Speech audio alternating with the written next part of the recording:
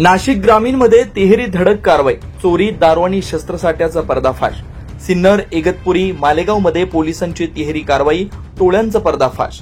टोळ्या जेरबंद, मुद्देमाल हस्तगत। नाशिक ग्रामीण पोलिसांची 3 ठिकाणी कारवाई। नाशिक ग्रामीण पोलीस दलाकडून तिहेरी कारवाई। सिन्नरमध्ये बांधकाम साहित्य चोरी करणारी टोळी गजाआड। इगतपुरी विदेशी मद्याच्या चोरीचा पर्दाफाश, तर मालेगावात देशी बनावटीचं पिस्तूल जप्त।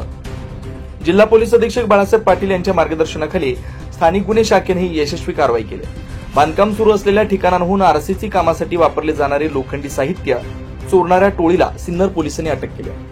मणिगाव शिवारात सुरू असलेल्या एका बांधकाम साईटवरून तब्बल 53,000 रुपयांचे लोखंडी प्लेट, स्पॅनर आणि इतर साहित्य चोरीला गेलं होतं। गुप्त माहितीच्या आधारे स्थानिक गुन्हे शाखेच्या पथकानं सापळा रचून तिघांना ताब्यात घेतलं आणि अटक केलेल्या आरोपींची नावं सूरज ज्ञानेश्वर घेगडमल, भारत सुरेश बर्डे आणि संकेत अरुण बारवकर हे तिघेही सिन्नर परिसरातील रहिवासी आहेत। या टोळीनं याआधी अनेक बांधकाम साईटवरून चोरी केल्याची कबुली दिली आहे। चोरीचं साहित्य नाशिकमधील भंगार बाजारात विकल्याचे समोर आलंय। इगतपुरी तालुक्यात मुंबई-आग्रा महामार्गावरून जाणाऱ्या ट्रकमधून विदेशी दारू चोरीचा प्रकार उघडकीस आला।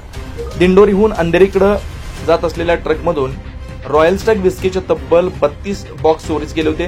गुप्त माहितीच्या आधारे स्थानिक गुन्हे शाखेनं तपास केला असता चोरीचा काही भाग इगतपुरी तालुक्यातील फांगुळगव्हाण भागात असल्याचं समोर आलं। या प्रकरणात 2 संशयितांची नावं पुढे आली आहेत, ओंकार शिवाजी दगडे आणि गोरख प्रभाकर कडू। सध्या पोलिसांचा तपास सुरू आहे। 8 बॉक्स मुद्देमाल हस्तगत करण्यात आले। तिसऱ्या कारवाईत मालेगाव शहरातील पवारवाडी भागातून पोलिसांनी एक सराईत गुन्हेगाराला ताब्यात घेतलंय। गुप्त माहितीच्या आधारे छापा टाकण्यात आला आणि आरोपीकडून देशी बनावटीचं पिस्तूल जप्त करण्यात आलं। अटक आरोपीचे नाव आबिद हुसेन अशफाक अहमद, राहणार इस्लामपुरा, मालेगाव। सदर आरोपीकडे शस्त्र बेकायदेशीररित्या असल्याचं स्पष्ट झालंय।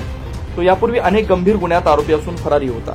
नाशिक ग्रामीण पोलिसांनी दाखवलेली ही सतर्कता निश्चितच स्तुत्य आहे। पोलिसांच्या तात्काळ कारवाईमुळे स्थानिक गुन्हेगारीला चाप बसेल अशी अपेक्षा व्यक्त होते। 9 न्यूज महाराष्ट्र ब्युरो, नाशिक।